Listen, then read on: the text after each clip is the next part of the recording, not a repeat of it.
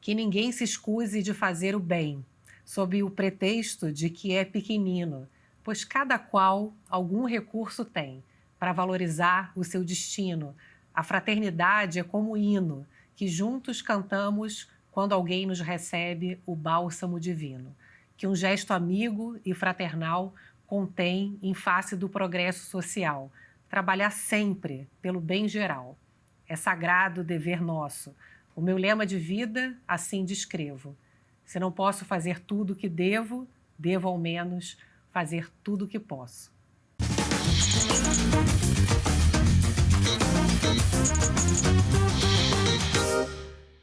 Esse é o lema do Amigos do Bem e a gente recebe a sua fundadora, Alcione Albanese. Muito obrigado pela sua presença. Obrigada, Oi, Nando, Alcione. estou muito feliz de estar aqui com vocês nesse dia. Nossa, a gente morrendo de alegria. A gente que agradece.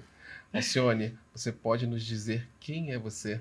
Eu sou paulista, meus irmãos, eu sou a caçula de uma família de 4. Meus pais, eles sempre assim trouxeram para nós os valores da vida. E eu, como toda boa caçula, fui sempre bem cuidada por todos. Foi mimada? Fui um pouco mimada, mas eu, na verdade, eu queria mandar em todo mundo, em tudo, desde pequena, querendo fazer as coisas. Eu sempre estava arrumando confusões com os irmãos, minha mãe sempre me defendendo. E eu acho que eu sou isso, uma pessoa determinada, que nasceu com uma inquietude de fazer as coisas muito grande. Essa inquietude é muito clara, né? Quando a gente vai olhar a história da sua vida, Alcione. Com 14 anos, você pressionou seus pais para fazer intercâmbio fora. Com 16, você já tinha uma confecção. Depois montou uma loja de componentes elétricos, né? Que inquietação é essa, Alcione? Conta pra gente de onde que vem essa inquietação. O que move a pequena Alcione até a Alcione hoje em dia? Vocês imaginam que com 14 anos... Eu vi uma prima que era muito mais velha ir para os Estados Unidos, fazia aquele exchange student, né, aquela troca de estudantes, e eu sabia que meus pais não iam aceitar. Então, antes de perguntar para eles, eu já tinha arrumado, já tinha feito todas as correspondências, já tinha uma família americana. Então, quando eu apresentei para minha mãe o programa, eu já apresentei falando, mãe, e eu já tenho uma família americana. Eles falaram, logicamente, que jamais, e eu fiquei doente, e não tinha quem fizesse eu sair de uma cama com febre, com tudo. E aí eu falava, mãe, é meu futuro, é meu futuro. Isso com 14 anos. Aí eu voltei dos Estados Unidos. Você passou quanto tempo lá? Eu passei um ano. Outra coisa, me arrependi no primeiro mês. Eu já chorei todos os meses, todos os dias. Me arrependi, imagina, nos primeiros dias, porque eu imaginei que eu fosse chegar lá. E eu fui para uma igreja, para uma família muito religiosa, e eu não podia fazer nada, eu tinha que ficar cuidando dos meus irmãos mais novos. Enfim, eu me arrependi. Mas aí que eu falei da Alcione determinada. Sim. Eu fiquei um ano, porque eu havia dito que eu ficaria um ano. Fiquei sofrendo, chorando. É determinada e teimosa, né? Teimosa. E concluí aquilo que eu falei que eu ia concluir. E essa história de você ter uma confecção, como é que foi isso? Então, quando eu voltei dos Estados Unidos, eu voltei com uma postura muito... E aí minha mãe logo me colocou no curso para poder... trazer uma postura, comportamentos, no curso da Christine Yufon. E lá era um curso que tinha as manequins. Então, e elas já estavam ganhando dinheiro, imagina, elas estavam para o curso de manequim. E aí, eu comecei a desfilar e ficava entre um desfile e outro. Eu ia para ver a confecção, o que tinha. E eu comecei a olhar tudo e falei, opa, eu não quero mais ser a manequim. Eu quero ser a dona da confecção. Claro. Aí, você imagina, eu queria ser a dona da confecção. E eu comecei a já sonhar com isso. Até que com 16 anos, eu não tinha completado ainda 17 anos, eu já estava começando com uma confecção pequenininha, que comprava o tecido a prazo. Você nem imagina o que eu não fazia, o que eu não fiz para poder começar. É muito animada. Muito animada. Agora, você teve depois uma loja de equipamentos de Materiais elétricos, né? E depois montou uma grande empresa, né, que também lidava com isso. Como é que você mudou da moda, né, da confecção para essa área que é completamente diferente? Então, com 17 anos, quando eu montei a minha confecção com 16, não tinha completado, depois disso eu já tinha assim, com 80 funcionários, 80 costureiras. Então eu já comecei a ser uma business woman, né? Uhum. Não tinha jeito. Só que aí, com confecção, tem essa troca de coleções, e você compra o laranja, depois sai de moda. E eu tinha um amigo que tinha uma loja na Santa Ifigênia, e todo mundo na Santa Ifigênia era próspero. Você via todo mundo próspero. Um dia eu conversando, eu falei, gente, eu sou uma empreendedora, sei fazer gestão de uma empresa, porque eu já tinha minha empresa. Eu acho que eu vou mudar de ramo. E eu tive uma proposta de uma compra da confecção, uma proposta, assim, maravilhosa, que eu falo que foi um dos milagres que aconteceu na minha vida. E eu vendi a confecção, e como eu já tinha visto este outro ramo, eu fui para o ramo de materiais elétricos. Difícil, porque eu era a única mulher, eu comprei uma loja na Santa Ifigênia, eu era a única mulher. Eu não entendia nada de elétrica, né? Eu não entendia nada de elétrica. E assim, você entrar num mercado 100% machista, eu não estou dizendo que era 70%. Eu andava na rua Santa Ifigênia, que a minha loja era lá bem pequenininha. Que é um lugar tradicional, né? Eu desse andava ramo, com a cabeça né? baixa, todo mundo mexendo comigo, até um dia que eu falei, eu vou reverter isso. Eu sofri assim meses. Um dia eu falei, eu já sei, eu vou ser amiga de todo mundo.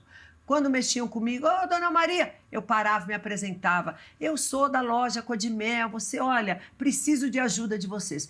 Em alguns dias, eu já tinha revertido, eu me tornei, toda a rua Santa Ifigênia começou a cuidar de mim e me ajudar no desenvolvimento da minha empresa. Pois é, aí em 92 você foi para a China, que na época não era, como você falou, a facilidade que é hoje, né? Imagina chegar na China em 1992 para poder trazer essas lâmpadas, você que trouxe, né, essas lâmpadas econômicas e de LED aqui para o Brasil, né? Ou seja, o espírito aventureiro, desbravador, continuou, né? Não, Juliana, imagine uma coisa.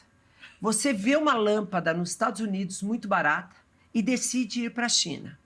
Sozinha, mulher, sozinha, sem conseguir informações nenhuma da China, porque era 1992. Você chegava na China, os cardápios eram só em chinês. Você chegava, andava, eram 100 mil bicicletas. Você não encontrava 1000 carros. Eram as pessoas caindo de bicicleta, elas me olhavam, alta, cabelo enrolado. Eles nunca tinham visto ninguém ocidental. E não falavam inglês, assim, nada, como é inglês hoje, muito né? ruim. E eu cheguei querendo encontrar as lâmpadas. E eu consegui. Trouxe as primeiras lâmpadas. Eu fui buscando a lâmpada fluorescente. E acabei descobrindo a lâmpada econômica. E eu trouxe, porque quando eu olhei aquela lâmpada, eu falei, esta lâmpada, ela vai substituir as lâmpadas incandescentes. Foi antes do LED. E foi o que aconteceu. Você lembra que veio o apagão? Isso. Nós éramos já a empresa líder destas lâmpadas e nosso crescimento foi absurdo. Nós nos tornamos líderes de mercado com 36% de market share. Isso com filiais em todo o Brasil. Eu viajei 71 vezes para a China. Nossas fábricas eram exclusivas lá, até que eu trouxe a primeira fábrica de LED para o Brasil também. Então, uma fábrica enorme, um laboratório, assim, eu sempre à frente, né? Eu sempre à frente, trabalhando muito, acreditando muito, mas horas e horas de trabalho nos levou a um sucesso muito grande da nossa empresa e uma conquista muito grande do mercado de lâmpadas no Brasil. Essa história é incrível. É incrível. Né? Eu olho, eu falo, é incrível, porque eu não imaginava. Sabe quando você nasce, quando você vai vendo tudo, eu vou olhando e falo, meu Deus do céu, pois é, eu já fiz tudo isso. É verdade. Agora, eu queria falar um pouco sobre a sua família, porque ela tem um trabalho muito importante. E seus pais, Guiomar de Oliveira Albanese, Serafim Antônio Albanese, né, são fundadores do Perseverança, um centro, acho que espírita, um dos maiores do país, né? Como é que foi crescer num lar onde tinha essas duas figuras que estavam muito disponíveis para o outro, né? Como é que foi isso, você crescer nesse lar e, ao mesmo tempo, lidar com a relação de pai e mãe, filha, né? E pais que estavam bem disponíveis para o outro. Como é que foi isso? Então, Nando, assim, eu sempre digo que o bem se ensina. E eu agradeço muito aos meus pais, porque eles me ensinaram desde pequeno a fazer o bem. Minha mãe, sempre, eu nasci vendo o projeto social da minha mãe, com mais de 2.000 crianças nas creches, que eram em favelas, crianças extremamente pobres. Então, nós crescemos, eu e meus irmãos, tendo que olhar para o lado, não somente para a nossa vida e a nossa condição.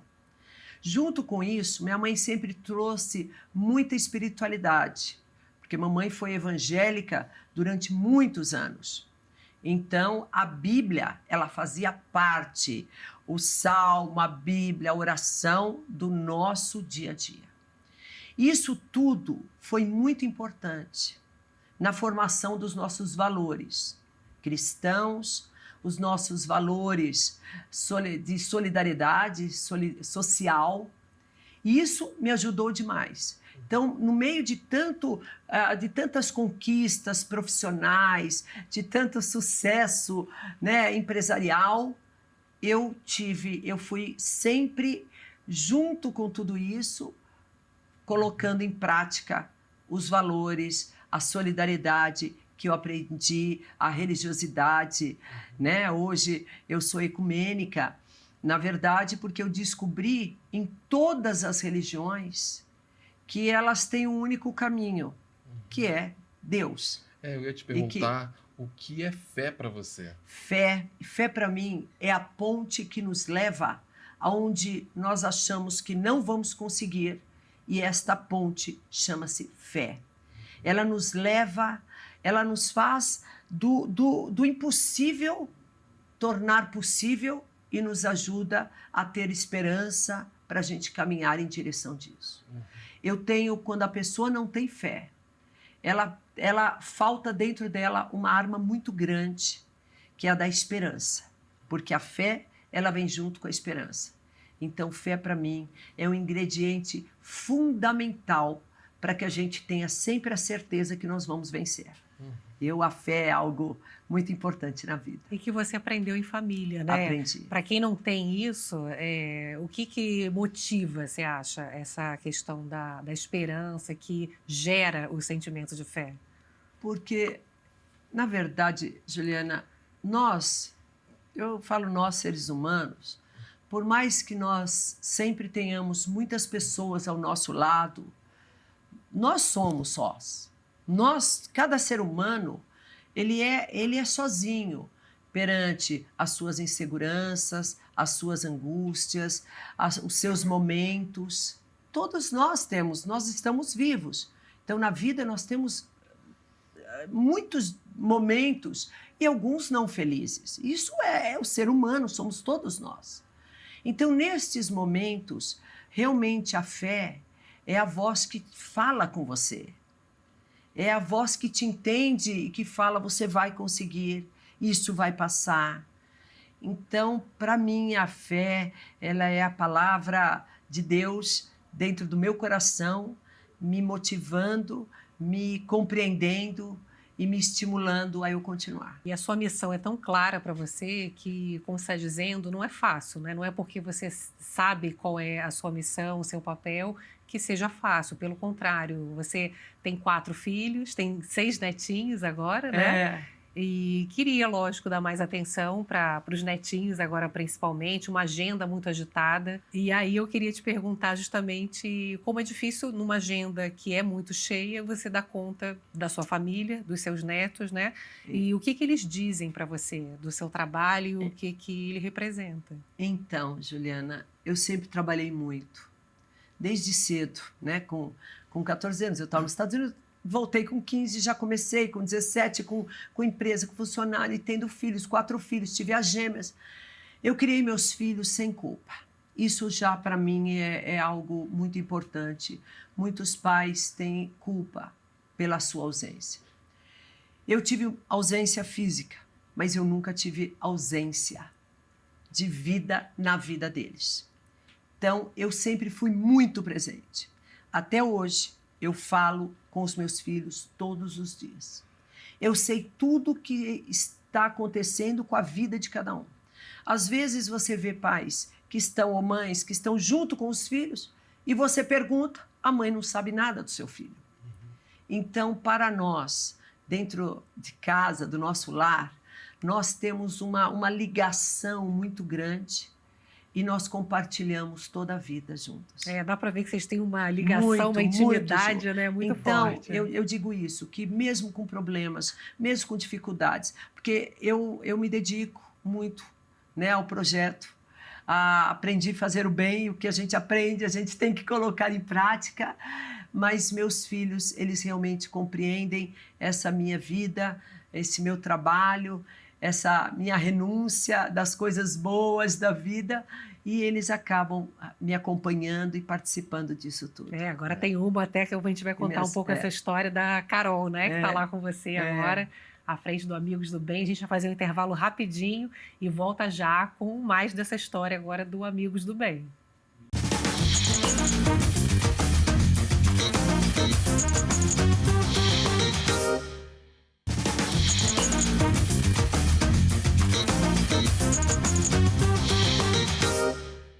A gente está de volta com a entrevista com a querida Alcione Albanese. A gente estava começando a contar um pouco aí a história do Amigos do Bem, que a Carol, sua filha, agora entrou agora de cabeça, né, para te ajudar. Mas antes da gente chegar no momento atual, 1993 foi o ano em que você reuniu um grupo de amigos e decidiu ir visitar o sertão. Por quê? Porque, Juliana, as creches, né, da minha mãe, que eu a vida toda acompanhei muito de perto, as mães das crianças das creches falavam assim, miséria no sertão. Então, no Natal de 93, eu reuni 20 amigos, era época de Natal, a gente estava querendo fazer algo diferente, e nós fomos para o sertão. E quando nós chegamos lá, a gente nem imaginava que aquilo fazia parte do nosso país. Ver crianças sem roupas, adultos com roupas rasgadas, fogões de lenha todos apagados, sem feijão, sem comida, sem absolutamente nada. As pessoas assustadas, nunca tinham visto ninguém. Elas corriam no mato seco, as crianças, como se tivesse o fim do mundo acontecendo. Eu lembro que nós chegamos com o Papai Noel e nós tivemos que, na hora, tirar a roupa do Papai Noel, porque eles nem sabiam o que era Papai Noel. Sem energia elétrica, sem televisão, sem contato com o mundo. Isso foi aonde? Nós começamos em Pernambuco. Aí depois nós fomos para o Ceará, para Alagoas. Mas essa viagem foi Pernambuco, Essa viagem né? foi Pernambuco. Nós chegamos em Recife, pegamos os caminhões e fomos indo até que acabava o verde e começava o sertão. Nós nem tínhamos experiência, nem sabíamos o que a gente ia encontrar. Chegaram com doações, chegamos, né? Com as com doações, amor, né? Com amor, com o ingrediente do amor, que é a base de tudo. Base de tudo. Agora, Alcione, o que você pode dizer que mudou naquele momento dentro de você? Essa viagem foi uma mudança do antes e o depois da Alcione. Antes a Alcione via os problemas, né? Convivia, porque desde pequeno, essa viagem trouxe uma profunda transformação. Quando eu voltei, eu reuni meus amigos que não tinham ido, minha família que não tinha ido, eu levei as crianças, mas não tinha todos meus irmãos. Falei, Alcione que foi, não é mais, a que voltou. Algo mudou a minha forma de ver, de sentir o mundo, as pessoas. E desde então eu passei a me dedicar a isso, aquilo que, porque foi uma indignação muito grande, né? E eu brinco sempre, eu falo, indignação tem que vir junto com ação. E eu passei a agir junto com os meus amigos do bem.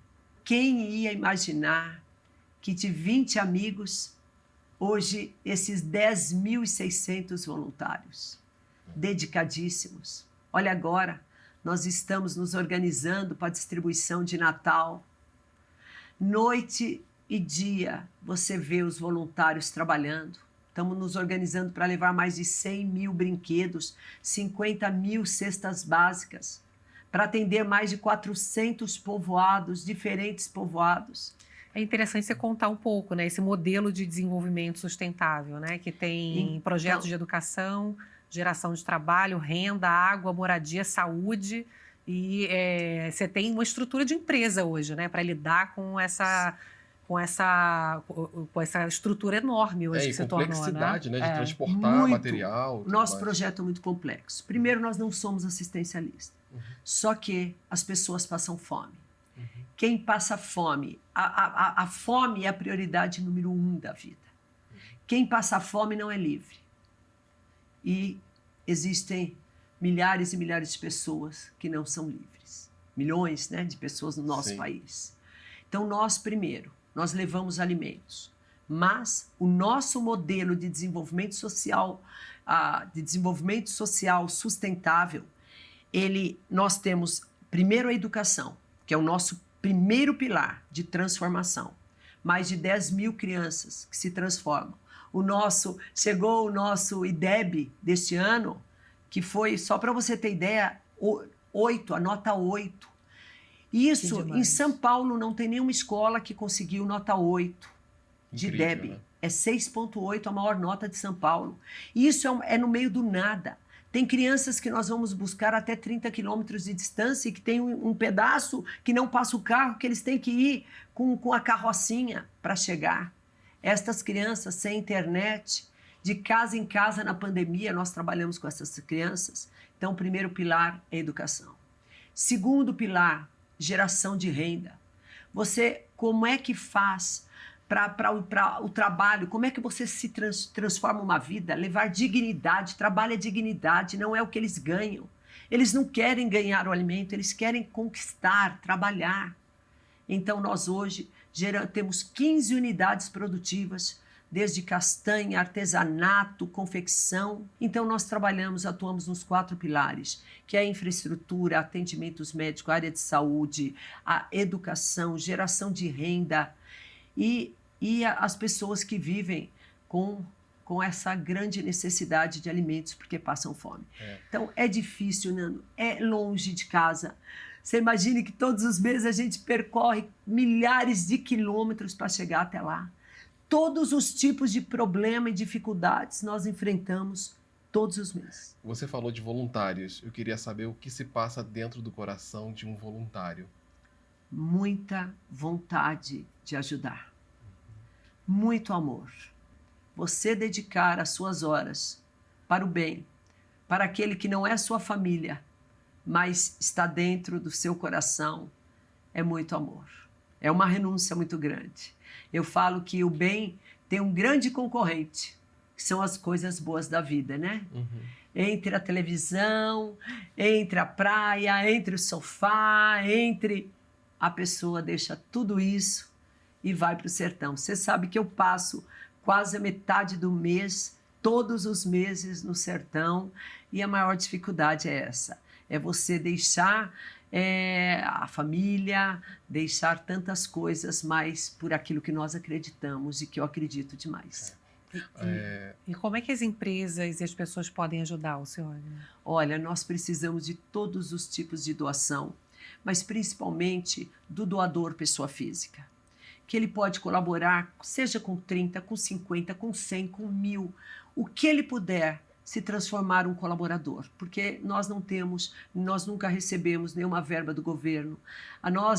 Ficamos o tempo todo com muita dificuldade de orçamento, então quanto mais nós conseguirmos de doações, mais transformação nós podemos levar para as pessoas que vivem em extrema miséria no sertão. Em dinheiro ou trabalho, né? Dinheiro, trabalho, ser voluntário, entrar no nosso site, que lá tem tudo, nos seguir nas redes sociais, que aí vai conhecer um pouco dessa nossa história. Alcione, fazer o bem é? Fazer o bem é nos transformar. O bem nos transforma. Quando nós fazemos o bem, nós achamos que estamos ajudando, mas nós estamos sendo ajudados. Nós nos tornamos pessoas melhores, Juliana. Nós nos tornamos pessoas melhores. porque parece que é o coração que se abre e a gente começa a se surpreender até com a nossa capacidade de amar que a gente nem sabia e de ajudar as pessoas. E eu digo que fazer o bem você pode fazer mesmo sem estar bem. Você pode fazer o bem sem ter recursos financeiros, porque o maior bem é você. Você pode fazer o bem mesmo se você estiver numa profunda depressão. Você ainda assim pode levar o bem para outras pessoas. Você pode fazer o bem mesmo sem ter uma plena saúde. Então, o bem, eu sou apaixonada por ele. Porque você pode fazer o bem em qualquer circunstância, em qualquer lugar. A começar do teu bom dia para quem está do teu lado. Já está fazendo bem. Isso é o que eu acredito.